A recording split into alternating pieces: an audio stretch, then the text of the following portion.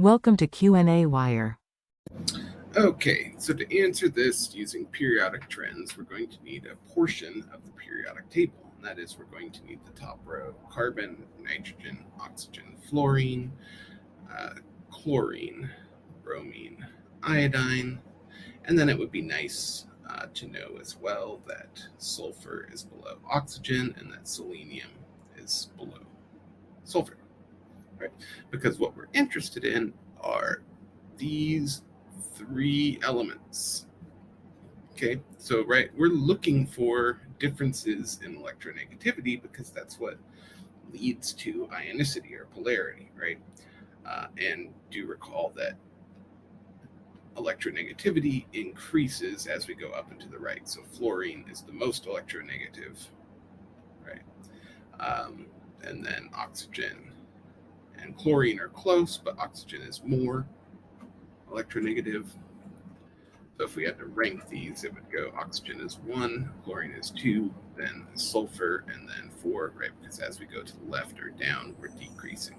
So the only real difficult one is oxygen versus chlorine, but it turns out that oxygen is more electronegative.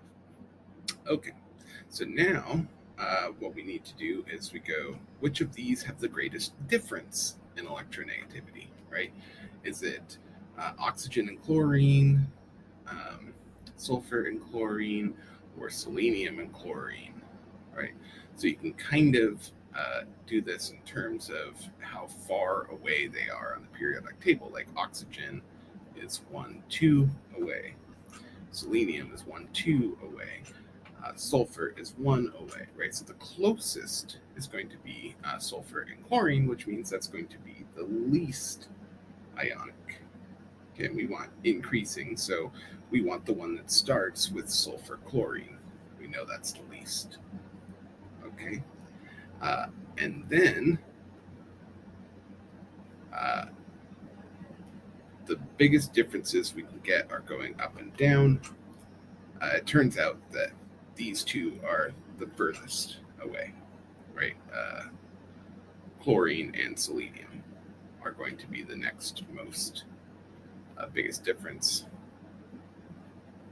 followed by oxygen and chlorine. So that is number 2.